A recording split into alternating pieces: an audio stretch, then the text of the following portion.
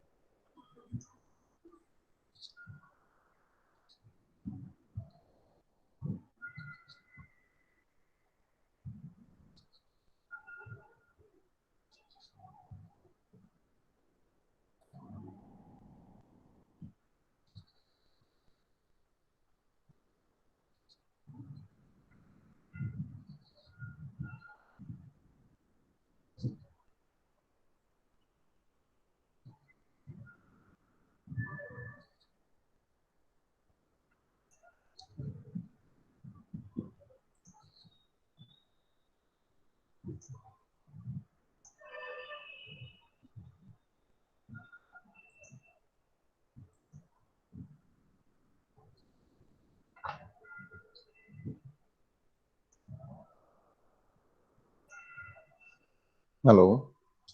Okay, in the previous class, we just discussed about the typical chemical reactor, a simple chemical reactor result, which was used for understand the sequence. Sequence control means the precise set of operations has to be done in the sequential way to get the desired product. So we have seen a lot of examples, as I mentioned. The examples like I've shown in the video, the food processing industry will employ the sequence control. Then the how to save the time. So in parallel, we can achieve the sequences can be carried out in parallel. This is the example of having two reactor results R1 and R2. Thereby, we can save time. We can save time. So the next topic of discussion is loop control. So loop control is also called as DDC, direct digital control. So in direct digital control, the computer is in the feedback loop. The computer is in the feedback loop as shown here in this diagram. So you can see here, so this is a process or a plant or an industry which is to be controlled via computer. So you can see the box AAA written as A. They are the actuators. Actuators means they perform the specific job of actuation. Means in the precise way, they'll be trying to control some external environment. For example, if you observe our JNC buses, the shaft that is the door will close automatically if the driver presses the close button or open button. So if that button is pressed, the shaft will move and the door will close. So pressing of button by the driver is the set point, and the job carried out by the actuator is nothing but the close opening of the shaft. The opening of the shaft will or close the door. Similarly, in the backward movement will open the door. So if you just observe the JNC door bus, you will got to know about the actuator. There, the cylindrical hydraulic shaft is placed at the door point or the door entry, so which will open and close. So what I meant to say is actuator will control the external environment based upon the input received. Based upon the input received. That is one typical example of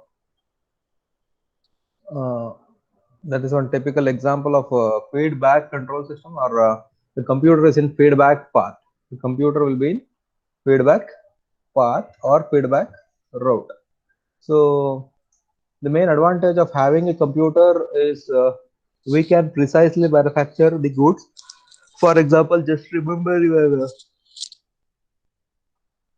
good old sticker cutting art. Sticker cutting art, it was an artistic manner. Nowadays, that has been replaced by computer cutting. So if you purchase a vehicle, we'll go to a sticker shop and we'll put names and look at the precision of cutting there. The computer ಯಾವ font ಕೊಡ್ತೀವಿ, that font will be cut with the help of a laser cutter or a normal cutter, so which will get the beautiful art.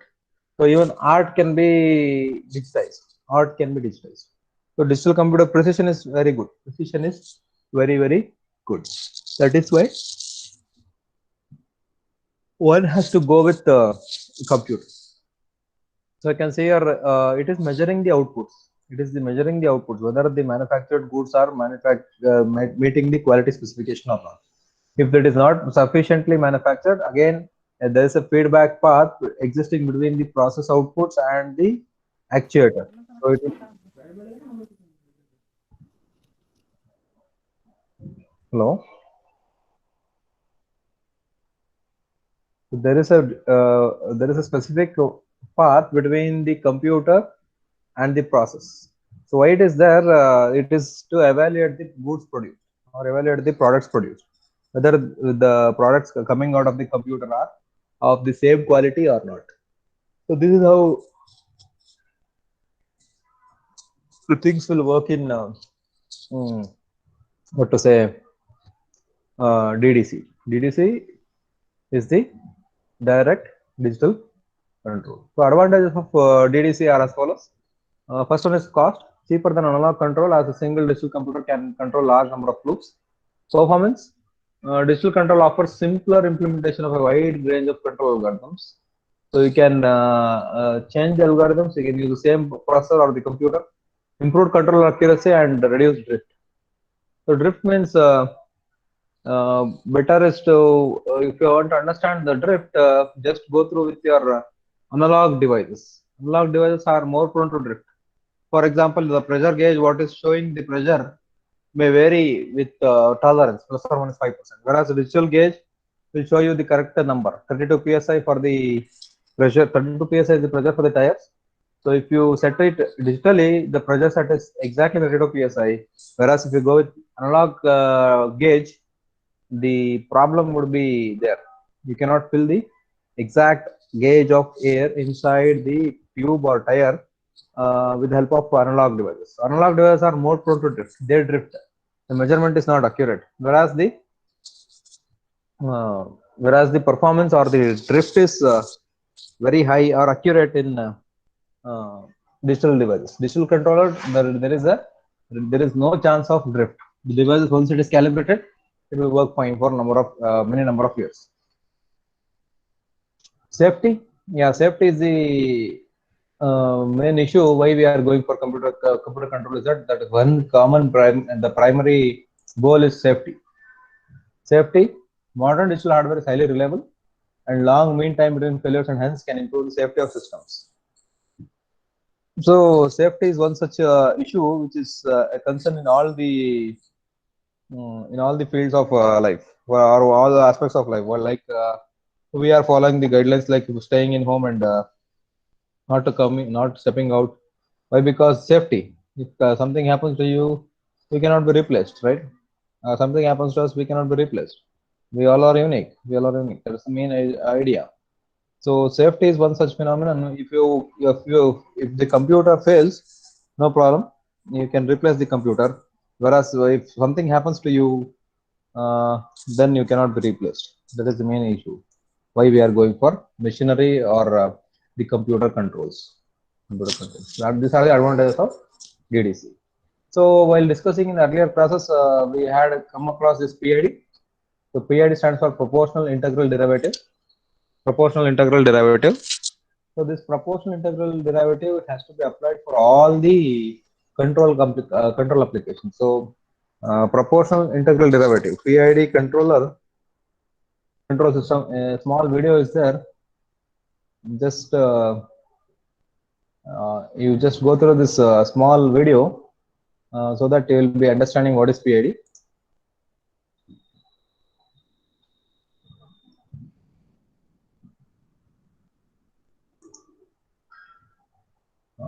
Wait 1 second. I'll just share the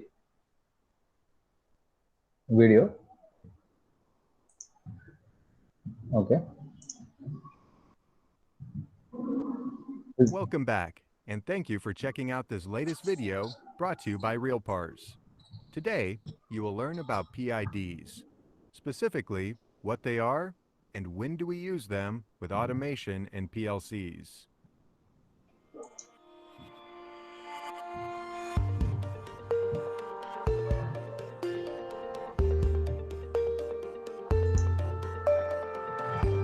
Before we get into today's video, if you love our videos, be sure to click the like button below and make sure to click subscribe and the bell to receive notifications of new RealPars videos. This way, you never miss another one. So what is a PID controller? It is an acronym that stands for Proportional Integral Derivative. If you need to keep something constant, like a temperature for example, then this is the way to do it. Essentially, it uses a control loop feedback to ensure the output wanted is what you will get. Simply, you put a setting in the controller and it will keep the output constant based on feedback from some input, typically some kind of sensor. Something you probably encounter every day that is essentially PID control is your cruise control in your vehicle. First, you get to the speed that you want to be going. Then you set your cruise control. The cruise control sends output signals to your throttle to regulate the speed.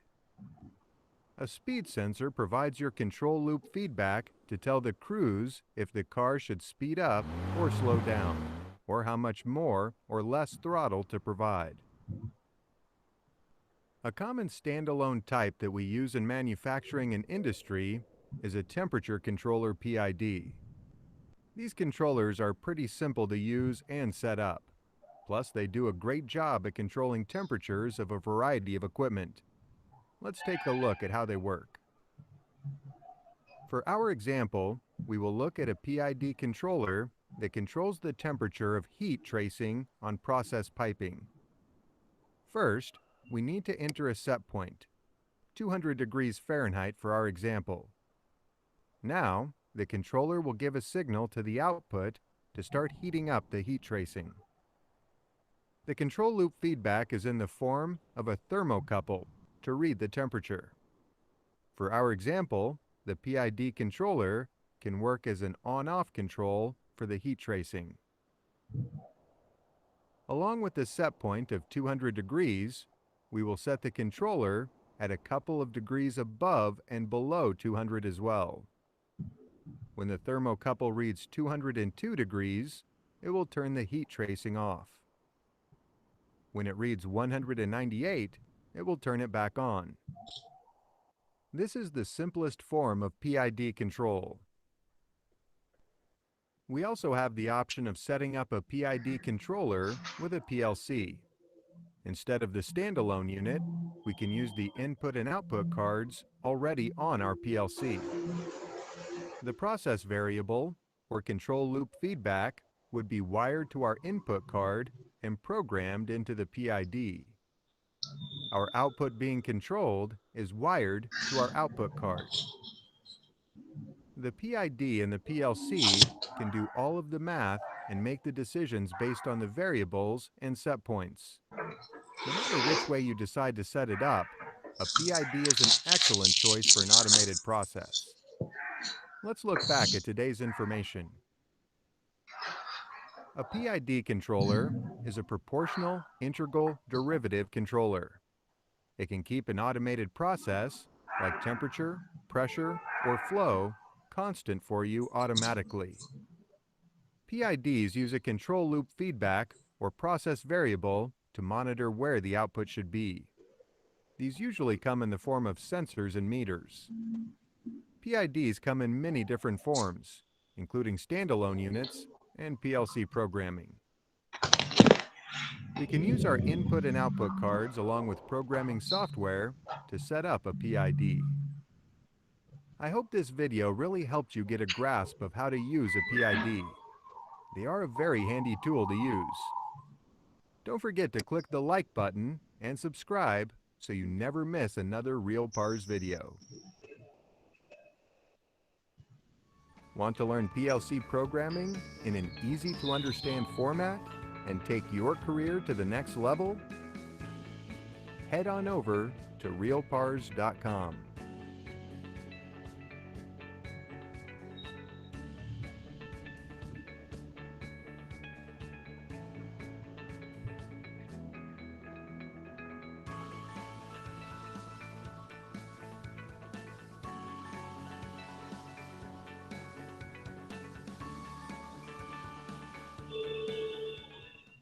%85 of people working in a job, they don't like their job, as per the Gallup survey.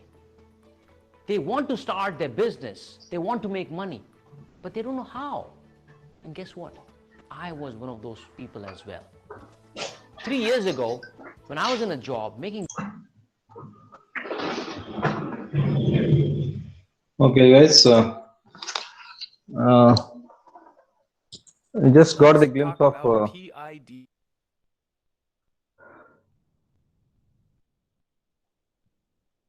okay. We just discussed about the PID, right? So now let us look in detail. That is, that was applied for an temperature control application. So PID was applied for a temperature control application. So there, just observe in that example, the temperature was set to 200 degrees Celsius. So you need to maintain the temperature of 200 degree Fahrenheit. But the set points were like that. It was set to 202 and 198. So the temperature varies, then only the heating on off was done on off. So it is applied for every major control system. So if you want to design any control system, then this PID will be applied. This PID will be applied first. So what is that PID? That we came across one example in your previous video. So now let us deal with this in detail. For wide range of industrial application, overall performance can be improved by using either PI or PID control systems. For majority of systems, PI control is sufficient. Proportional integral systems are sufficient. Whereas we can apply PID also. The ratio between control signal and the error signal can be adjusted using proportionality constant Kp. So here this Kp in our example was 200 degrees Celsius. The ratio was between 198 and 202. Using this Kp or choosing this Kp will have a significant difficulty. What is that?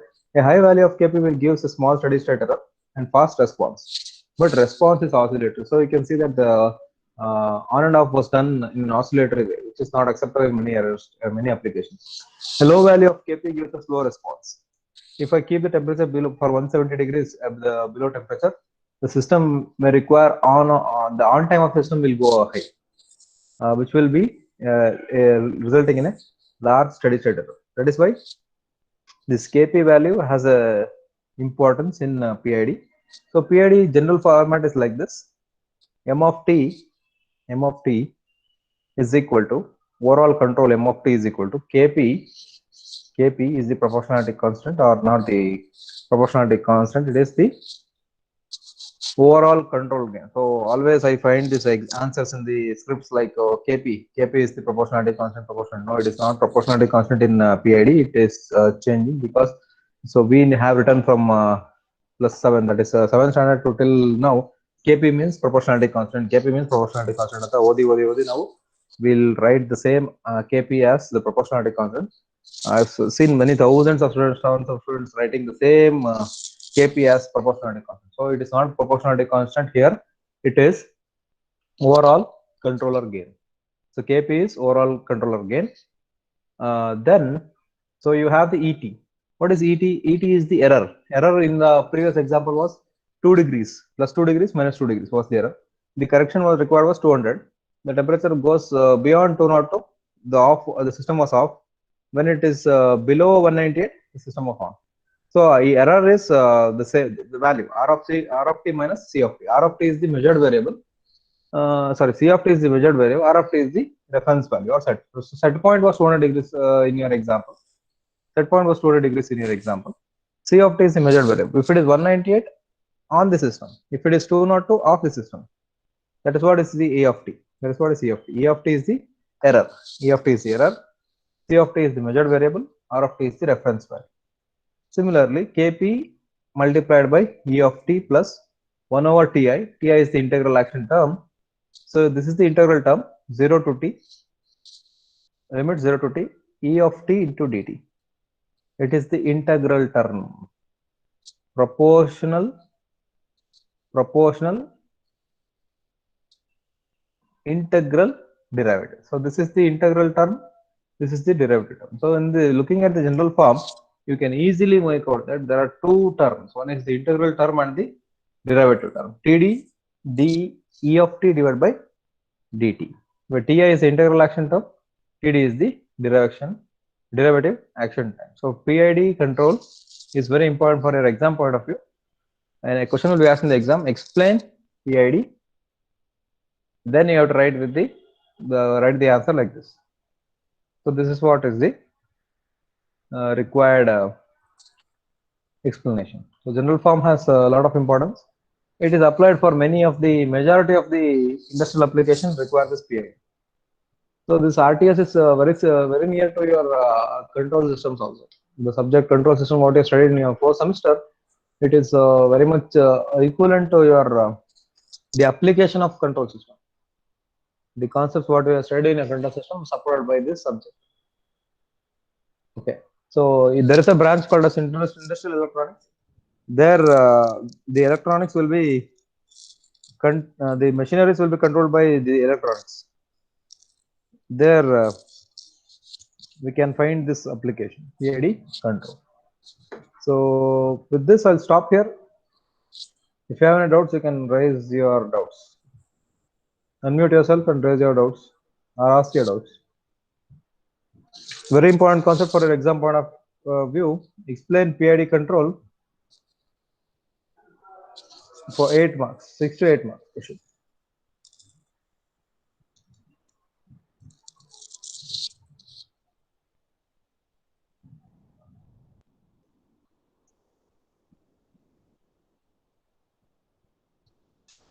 If you have any doubt, you can ask me. Otherwise, mark your attendance and you can leave the class.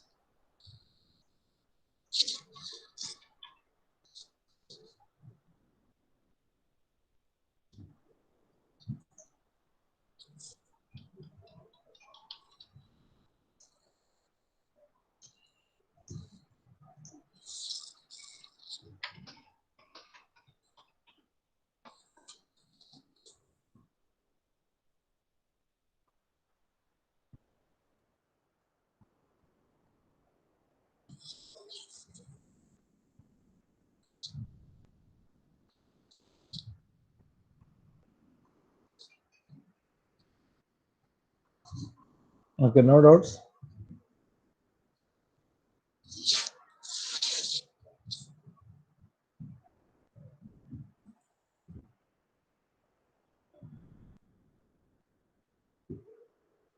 You can mark your attendance and you can leave the class. Thank you very much.